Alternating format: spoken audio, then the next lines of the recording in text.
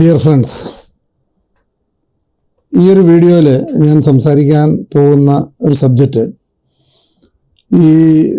നമ്മൾ അടുത്ത കാലങ്ങളിലായിട്ട് ഈ ഈശ്വരവിശ്വാസവുമായിട്ട് ബന്ധപ്പെട്ട ഒത്തിരി ചർച്ചകളും തർക്കങ്ങളും ഒക്കെ നടന്നുകൊണ്ടിരിക്കുന്നൊരു സമയമാണല്ലോ. നമ്മൾ ഇന്ന് പലതരത്തിൽ ഇതിനെക്കുറിച്ചുള്ള അഭിപ്രായങ്ങൾ വളരെ ശക്തമാണ്. ചില ആൾക്കാർ വളരെ ശക്തമായിട്ട് ഞാൻ വിശ്വസിക്കുന്ന ദൈവം മാത്രമേ ശരിയുള്ളൂ, അതിലാണ് എല്ലാവരും വിശ്വസിക്കേണ്ടത് എന്ന് വിശ്വസിക്കുന്ന ഒരു വിഭാഗം. വേറൊരു വിഭാഗം ഈശ്വരനേ ഇല്ല, അങ്ങനൊരു സംഭവം വെറും കെട്ടുകഥ മാത്രമാണ്, യാതൊരു അടിസ്ഥാനമില്ലാത്ത കാര്യങ്ങൾക്ക് വേണ്ടിയാണ് ആൾക്കാർ മുഴുവനും ഇത് പറഞ്ഞു നടക്കുന്നത്. അങ്ങനെ നിരീശ്വരവാദം ക്കാർ വളരെ ശക്തമായിട്ടല്ല, യുക്തിവാദികൾ വളരെ ശക്തമായിട്ട് പറയുന്നു അന്ധവിശ്വാസം വളർന്നു വരികയാണ് എന്നുള്ള ശക്തമായിട്ടുള്ളൊരു വാദം ഒരു സൈഡിൽ നടക്കുന്നുണ്ട്. ഇതുമായിട്ട് ബന്ധപ്പെട്ട് ഒത്തിരി ചർച്ചകളും ഇതൊക്കെ നമ്മൾ സോഷ്യൽ മീഡിയ ഒക്കെ സജീവമായതോടുകൂടി ഓരോരുത്തരും അവരവരുടേതായ വ്യാഖ്യാനങ്ങൾ ഒക്കെ നമ്മൾ പറഞ്ഞുകൊണ്ടിരിക്കുന്നൊരു കാലമാണ്. ധാരാളം ആൾക്കാർ ഇതിനെക്കുറിച്ചൊക്കെ അഭിപ്രായങ്ങൾ പറയുന്നുണ്ട്. എനിക്ക് തോന്നുന്നു ഇതിനെക്കുറിച്ചൊരു ക്ലാരിറ്റി നമുക്ക് കിട്ടുന്നത് കുറച്ചുകൂടെ, എനിക്ക് ഈ ഒരു വിഷയം എൻ്റെ മനസ്സിൽ തോന്നുന്ന കുറച്ച് കാര്യങ്ങൾ ഷെയർ ചെയ്യുക എന്നുള്ളതാണ് ഈ ഒരു വീഡിയോയിലൂടെ ഉദ്ദേശിക്കുന്നത്. നമ്മൾ ഇതിനെയൊക്കെ ഞാൻ മനസ്സിലാക്കിയിടത്തോളം നമ്മൾ ഈ ആരാധനാലയങ്ങളൊക്കെ നമ്മൾ കാണേണ്ടത് ഒരു മാനസികാരോഗ്യ കേന്ദ്രങ്ങളായിട്ട് ആണ് നമ്മൾ കാണേണ്ടത്. അതായത് നമ്മൾ ഏത് സ്പോർട്സിലോ ഗെയിംസിലോ ബിസിനസ്സിലോ ഇപ്പോൾ നമ്മുടെ പേഴ്സണൽ ലൈഫിലോ ഒക്കെ വലിയ കാര്യങ്ങളൊക്കെ സംഭവിപ്പിക്കാൻ പലപ്പോഴും പറ്റുന്നത് നമ്മൾ മൈൻഡാണ്, അല്ലാതെ നമ്മുടെ ശരീരത്തിനെ കൊണ്ട് അല്ല, അതിനേക്കാളും മൈൻഡാണ്. അതായത് നമ്മുടെ എല്ലാം ഉള്ളിൽ ഉള്ള ഒരു സ്ലീപ്പിംഗ് ജയൻറ്റിനെ ഉണർത്തുക എന്നുള്ളതാണ് ഇതുകൊണ്ടെല്ലാം ഉദ്ദേശിക്കുന്നത്. അതിനുള്ള വളരെ സിമ്പിളായിട്ടുള്ള മെക്കാനിസംസാണ് ഇതെല്ലാം ചെയ്യുന്നത്. എല്ലാ മതങ്ങളും ചെയ്യുന്നത് അത് തന്നെയാണ്. അതിനകത്ത് മാനിപ്പുലേറ്റേഴ്സ് ഉണ്ടാവും, മാനിപ്പുലേറ്റേഴ്സ് ഇഷ്ടംപോലെ മാനിപ്പുലേഷൻ നടത്തുന്നുണ്ടാവാം. ആ മാനിപ്പുലേഷൻറ്റേഴ്സ് ഒരു വഴി കൂടെ പോകുമ്പം തന്നെ അതിൽ വിശ്വസിക്കുന്ന ആൾക്കാർക്ക് റിസൾട്ടും കിട്ടുന്നുണ്ടാവും. പലപ്പോഴും ചില ആൾക്കാർ പറയാറുണ്ട്, അവിടെ പോയി ആ അമ്പലത്തിൽ പോയി അല്ലെ ആ പള്ളിയിൽ പോയി ഇന്ന കാര്യം ചെയ്തു കഴിഞ്ഞാൽ വിചാരിക്കുന്ന കാര്യം സാധിക്കും, അല്ലെ നിങ്ങളുടെ ബുദ്ധിമുട്ടുകൾ നിങ്ങളുടെ പ്രശ്നങ്ങൾ തീർക്കാൻ അവിടെ പോയി ഇത്ര ദിവസം പ്രാർത്ഥിച്ചാൽ മതി എന്ന് പറയുന്നു. ചില ആൾക്കാർ അവിടെ പോകുന്നു, വലിയ റിസൾട്ട് കിട്ടുന്നു പറയുന്നു. വേറെ ആൾക്കാർ അവിടെ പോകുന്നു, ഒരു റിസൾട്ടും കിട്ടുന്നില്ല, ഇത് വെറുതെ വേസ്റ്റാണ് എന്ന് പറയുന്ന വേറൊരു വിഭാഗം ആൾക്കാരുണ്ട്.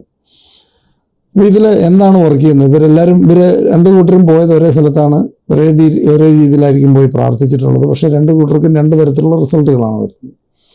റിസൾട്ട് ചിലപ്പോൾ അത്ഭുതങ്ങൾ സംഭവിച്ചെന്ന് ഒരു വിഭാഗം ആൾക്കാർ പറയുന്നു.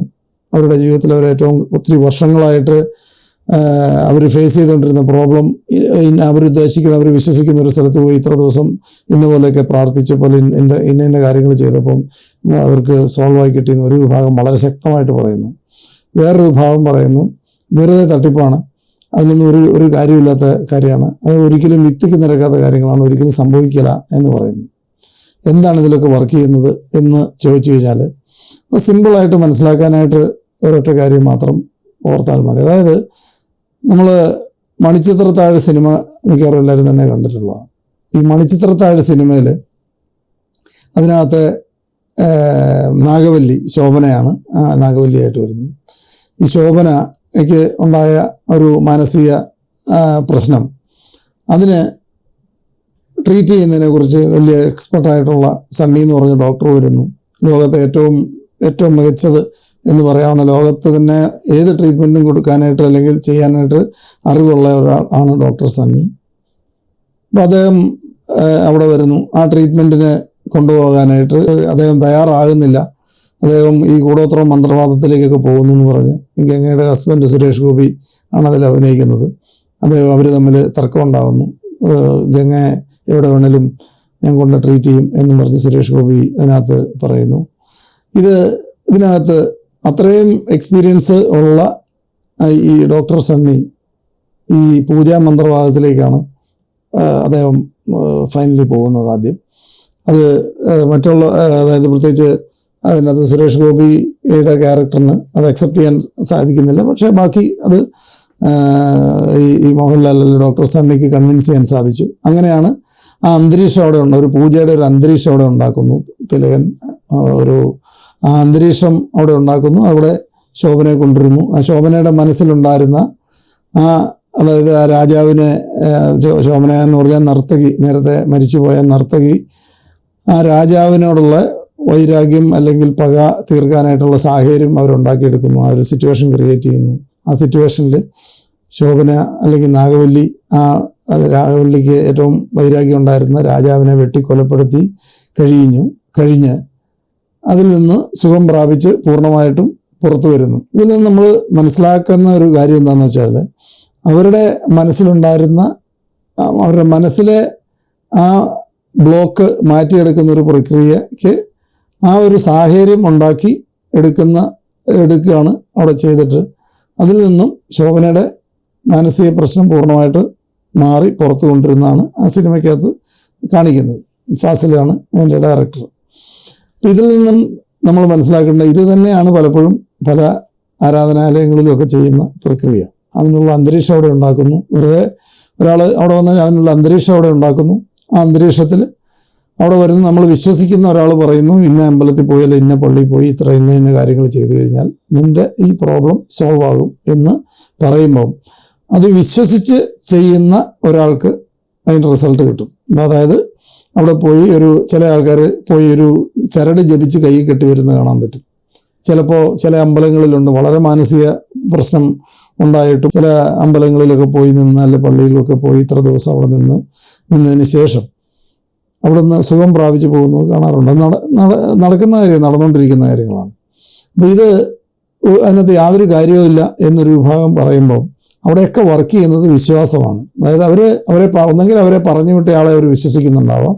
അതായത് ഒരു പക്ഷേ ഒരു ജ്യോത്സ്യൻ പറഞ്ഞിട്ടായിരിക്കാം, അല്ലെ ഇതിന് മുമ്പ് റിസൾട്ട് കിട്ടിയ ഒരാൾ അത്രമേൽ അവരെ കൺവിൻസ് ചെയ്തിട്ടുണ്ടാവും, നിങ്ങൾ ഇന്നടുത്ത് പോയി ഇന്നപോലെ ചെയ്താൽ അങ്ങനെയാണ് നമ്മളുടെ പ്രശ്നം തീർന്നത് എന്ന് പറഞ്ഞപ്പോഴുണ്ടായ വിശ്വാസമായിരിക്കാം, അല്ലെ ജ്യോത്സ്യനിലുള്ള വിശ്വാസമായിരിക്കാം, അല്ലെ അവരൊരു ഗുരുസ്ഥാനത്ത് കാണുന്ന ഒരാൾ പറഞ്ഞ അദ്ദേഹത്തിനോടുള്ള വിശ്വാസമായിരിക്കാം, അല്ലെങ്കിൽ ഇവിടെ ചെന്നാൽ അവിടുത്തെ ഒരു പൂജാരിയോ അല്ലെങ്കിൽ അവിടുത്തെ പ്രധാനിയായിട്ടുള്ള ഒരാൾ പറഞ്ഞ് ബോധ്യപ്പെടുത്തിയപ്പോൾ അന്നേരം ഉണ്ടായ വിശ്വാസമായിരിക്കാം. ഇതിലൊക്കെ സംഭവിക്കുന്നത് അവരുടെ പ്രശ്നം, അവർ വർഷങ്ങളായിട്ട് അല്ലെ കാലങ്ങളായിട്ട് അവർ കൊണ്ടു നടന്നൊരു പ്രശ്നം ഇന്ന കാര്യം ചെയ്താൽ മാറും എന്ന് അവരെ വിശ്വസിപ്പിച്ച്, അല്ലെ അവർ വിശ്വസിച്ച് അവർ ചെയ്തതിനകത്തുനിന്ന് അത്രയും ദിവസം കഴിയുമ്പം ആ പ്രശ്നത്തിൽ നിന്ന് അവരുടെ മൈൻഡിൽ നിന്ന് അവർ അത് പോകുന്നു.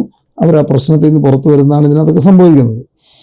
ഇപ്പം ഇത് തന്നെയാണ് ശരിക്കും പറഞ്ഞാൽ നമ്മൾ വലിയ വലിയ സ്പോർട്സിലും ഗെയിംസിലും ഒക്കെ തന്നെ സംഭവിക്കുന്നത്. ഇതെല്ലാം മൈൻഡാണല്ലോ. മൈൻഡിൽ നമ്മൾ ശരീരം കൊണ്ടാണ് ചെയ്യുന്നതെന്ന് വിശ്വസിക്കുന്ന പല സാധനത്തിനെയും ചെയ്യിക്കുന്നത് മൈൻഡാണ്. അപ്പം മൈൻഡ് നമ്മൾ അത്രയും പവർഫുള്ളായിട്ടുള്ള ഒരു കാര്യമാണ്. അതിനെ ശരിയായ രീതിയിൽ, അല്ലെങ്കിൽ നമ്മളുടെ ഉള്ളിൽ ഉറങ്ങിക്കിടക്കുന്ന, അല്ലെങ്കിൽ നമ്മൾ ഐഡൻറ്റിഫൈ ചെയ്തിട്ടില്ലാത്ത നമ്മുടെ ഉള്ളിലെ ആ സ്ലീപ്പിംഗ് ജയൻറ്റിനെ പുറത്തെടുക്കൽ പ്രക്രിയയാണ് പല കേസിലും നടക്കുന്നത്. അപ്പോൾ അതിൻ്റെ ഒരു വളരെ ലളിതമായിട്ടുള്ള ചിട്ടകളും ചടങ്ങുകളും ഉണ്ടാക്കി വെക്കുന്നിടത്ത് പോയി അത് വിശ്വാസമില്ലാത്ത ആൾ കയ്യിൽ ചരടല്ല കയറ് കെട്ടിയാലും വലിയ ഡിഫറൻസ് ഒന്നും ഉണ്ടാകാൻ പോകുന്നില്ല. അതേസ്ഥാനത്ത് അത് വിശ്വസിച്ച് ഇതെല്ലാം ആ പോകുന്ന ആളെ ആശ്രയിച്ചായിരിക്കുന്നത്. അല്ലാതെ അവിടുത്തെ ദൈവത്തിനേക്കാളും അല്ല അവിടെ പൂജിക്കുന്നതിനേക്കാളും ഒക്കെ ഇമ്പോർട്ടൻ്റ് ആ പോകുന്ന ആൾ അത് വിശ്വസിക്കുന്നുണ്ടെങ്കിൽ അത് സംഭവിക്കാനുള്ള സാധ്യത കൂടുതലാണ്. ചെല്ലുന്ന ആൾ വിശ്വസിക്കാത്ത ആളാണെന്നുണ്ടെങ്കിൽ അവിടെ എന്ത് ചെയ്താലും പ്രത്യേകിച്ച് ഡിഫറൻസ് ഒന്നും ഉണ്ടാകുന്നില്ല. ഇവിടെ ആ പോകുന്ന ആൾക്കാർ, അവിടെ ചെല്ലുന്ന ആൾക്കാരുടെ വിശ്വാസമാണ് ഇതിനകത്ത് വർക്ക് ചെയ്യുന്നത്. അല്ലാതെ വേറെ മറ്റു മാജിക്കുകളൊക്കെ, കാരണം അത് അങ്ങനെ ഉണ്ട് എന്ന് വിശ്വസിച്ചാൽ മാത്രമേ ഇതിനകത്ത് റിസൾട്ട് കിട്ടുകയുള്ളൂ. അതുകൊണ്ടാണ് അവിടെ ആ ഒരു ചടങ്ങുകളോ കാര്യങ്ങളോ, അത് ഈ സിനിമയെക്കുറിച്ച് മാത്രം ഓർത്തിരുന്നാൽ മനസ്സിലാവും അതെന്തുകൊണ്ടാണ് അങ്ങനെ ചെയ്തത്. അതേ സ്ഥാനത്ത് ഇതൊന്നും ചെയ്യാതെ എന്തുകൊണ്ട് ആ അന്തരീക്ഷം ഉണ്ടാക്കാതെ നോർമലായിട്ട് ചെയ്താൽ ആ ശോഭന അഭിനയിച്ച ആ ക്യാരക്ടർ പൂർണ്ണമായിട്ടും ലോകത്തിൽ നിന്ന് പുറത്തു വരാൻ പറ്റുമായിരുന്നു. അപ്പോൾ അതിനുള്ള സാഹചര്യം സൃഷ്ടിക്കലാണ് ഇതിനകത്തൊക്കെ നടക്കുന്നത്. ആ വിശ്വാസം അവിടെ ഉണ്ടാക്കിയിട്ട് അതിൽ കൂടെ പ്രോബ്ലംസ് സോർട്ട് ഔട്ട് ചെയ്യൽ പ്രക്രിയയാണ് നടക്കുന്നത്. അപ്പോൾ ഇതിനെ ലോജിക്കലായിട്ട് മാത്രം അനലൈസ് ചെയ്ത് കഴിഞ്ഞാൽ ചിലപ്പോൾ ഉത്തരം കിട്ടിയെന്ന് വരികയില്ല. കാരണം ഇതിനെല്ലാം വർക്ക് ചെയ്യുന്നത് ഈ വിശ്വാസത്തിൽ കൂടെയാണ്, അതായത് നമ്മളുടെ മൈൻഡിൽ നിന്നും നമ്മളുടെ പ്രോബ്ലം തീർന്നു, അല്ലെങ്കിൽ ഇന്ന കാര്യങ്ങൾ അവിടെ പോയി ചെയ്തതോടെ നമ്മളെ പ്രോബ്ലത്തിൽ നിന്ന് മുക്തനായി വീണ്ടും പ്രവർത്തനത്തിലേക്ക് തിരിച്ചു പോയാൽ മാത്രം മതി, പ്രോബ്ലംസ് എല്ലാം തീർന്നു എന്ന് വിശ്വസിച്ച് അവർ വീണ്ടും നോർമൽ ലൈഫിലേക്ക് തിരിച്ചു വന്നാൽ ഓട്ടോമാറ്റിക്കായിട്ട് അവരുടെ ലൈഫ് സ്മൂത്ത് ആവുന്നു. ഇതാണ് ഇതിനകത്ത് വർക്ക് ചെയ്യുന്നത്. അപ്പോൾ ഇത് ശരിയായ രീതിയിൽ ഇത് വിശ്വസിക്കുന്നവർക്ക് വിശ്വസിക്കാം, വിശ്വസിക്കാതിരിക്കുന്നവർക്ക് വിശ്വസിക്കാതിരിക്കാം. അങ്ങോട്ടും ഇങ്ങോട്ടും കയറി വിശ്വസിക്കാതിരിക്കുന്നവനെ പിടിച്ച് വിശ്വസിപ്പിക്കുകയോ അല്ലെങ്കിൽ വിശ്വസിക്കുന്ന ആൾക്കാരെ അതിൽ നിന്ന് പിന്തിരിപ്പിക്കുകയോ ഒന്നും ചെയ്യേണ്ട ആവശ്യമില്ല. അതൊക്കെ അവരവരുടേതായ ഡിസിഷന് വിടുക എന്നുള്ളതാണ് ഇതിനകത്ത് ഏറ്റവും എല്ലാവർക്കും ചെയ്യാൻ പറ്റുന്നൊരു കാര്യം.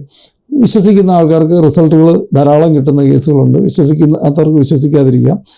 ഇതിൽ എല്ലാം സംഭവിക്കുന്നത് ഇത്രയേ ഉള്ളൂ. അത് ലോജിക്കലായിട്ട് എക്സ്പ്ലെയിൻ ചെയ്ത് കഴിഞ്ഞാൽ ചിലപ്പോൾ നമുക്ക് എക്സ്പ്ലെയിൻ ചെയ്യാൻ പറ്റിയെന്നും വരികയല്ല. ലോജിക്കലായിട്ട് പലപ്പോഴും പല ആൾക്കാരും ചെയ്യുന്നത് അവനവൻ്റെ ഞാൻ വിശ്വസിക്കുന്ന മതത്തിലുള്ളതെല്ലാം നമുക്ക് എത്ര ലോജിക്കില്ലാത്ത കാര്യങ്ങൾ നമ്മൾ വിശ്വസിക്കുന്നു. മറ്റൊരാളുടെ വിശ്വാസങ്ങൾ എടുത്ത് തോണ്ടി അത് ലോജിക്കലായിട്ട് അനലൈസ് ചെയ്യുന്ന ഇഷ്ടംപോലെ ആൾക്കാരെ കാണാറുണ്ട് ഇന്ന് സൊസൈറ്റിയിൽ. നമ്മളുടെ എല്ലാം കൃത്യമായിട്ട് എല്ലാം കറക്റ്റായിട്ട് നമ്മൾ പോകുന്നു, നമ്മുടെ ആരാധനാലയത്തിൽ നമ്മൾ പോകുന്നു, കൃത്യമായിട്ട് ചെയ്യേണ്ടതും അതിലപ്പുറം ചെയ്യുന്നു. അവിടെ ആ മതഗ്രന്ഥങ്ങളിലൊക്കെ പറഞ്ഞിരിക്കുന്നതെല്ലാം 100% ശരിയാണ്, അത് വിശ്വാസമാണ്. വിശ്വാസമല്ല, അത് ഫാക്റ്റാണ്. മറ്റുള്ള ആൾക്കാരുടെ ഇത് വരുന്ന സമയത്ത് അത് നമ്മൾ ലോജിക്കലായിട്ട് അതിൻ്റെ സയൻസ് തപ്പിത്തേടി അതിൻ്റെ സയൻറ്റിഫിക്കായിട്ട് അത് എക്സ്പ്ലെയിൻ ചെയ്യാൻ സാധിക്കാത്തതാണ് എന്ന് പറയുന്നതാണ് നമ്മുടെ കാഴ്ചകളൊക്കെ പലപ്പോഴും നമ്മൾ കാണുന്നത്. ഇതിനൊന്നും പോകാതിരിക്കുകയാണെന്നുണ്ടെങ്കിൽ തന്നെ അവരവരുടെ ഇതൊക്കെ അവരവർക്ക് റിസൾട്ട് കിട്ടുന്നതാണ്. അത് വേറൊരാൾക്ക് റിസൾട്ട് കിട്ടണമെന്നില്ല. അപ്പോൾ പല ആൾക്കാരും പറയാറുണ്ട് ഇന്ന ദൈവമാണ് എനിക്ക് റിസൾട്ട് ഉണ്ടാക്കി തന്നത്. ആ ദൈവം റിസൾട്ട് ഉണ്ടാക്കി ആ ദൈവം നിങ്ങൾക്ക് റിസൾട്ട് ഉണ്ടാക്കി തന്നു, വേറൊരു വ്യക്തിക്ക് ഉണ്ടാക്കണമെന്നില്ല. അപ്പോൾ അത് നിങ്ങളുടെ ആ പറഞ്ഞ ആളുടെ വിശ്വാസമാണ് അതിനകത്ത് വർക്ക് ചെയ്തിരിക്കുന്നത്. ആ വിശ്വാസം വേറൊരാൾക്ക് ഉണ്ടായെങ്കിൽ അവർക്ക് ചിലപ്പോൾ റിസൾട്ട് കിട്ടും. അപ്പോൾ അതിന് നമ്മൾ വിശ്വാസമുള്ളവരും വിശ്വാസമില്ലാത്തവരും തമ്മിലുള്ള ഫൈറ്റും, അല്ലെങ്കിൽ ഒരു വിശ്വാസമുള്ളവരും മറ്റേ മതവിശ്വാസക്കാരിലെ കയറി അറ്റാക്ക് ചെയ്യുന്നതൊന്നും പോകാതിരിക്കാമെങ്കിൽ ഇതിൻ്റെ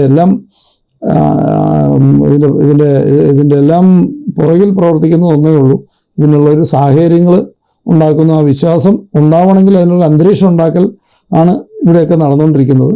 അതിൽ കൂടെ പ്രശ്നങ്ങളിൽ നിന്ന്, അല്ലെങ്കിൽ ഒരാൾ നോർമൽ ഡേ ടു ഡേ ലൈഫിൽ അവർ നേരിടുന്ന ചെറുതും വലുതുമായിട്ടുള്ള പ്രോബ്ലങ്ങളിൽ നിന്ന് പുറത്തു വരാനായിട്ട് ഇതുപോലത്തെ സിമ്പിളായിട്ടുള്ള കാര്യങ്ങളിലൂടെ അത് യൂസ് ചെയ്യാൻ പറ്റും. അതാണ് ഇവിടെയൊക്കെ നടക്കുന്നത്. അത് താല്പര്യമുള്ളവർക്ക് വിശ്വസിക്കാം, അല്ലാത്തവർക്ക് വിശ്വസിക്കാതിരിക്കാം. All the best. Thank U.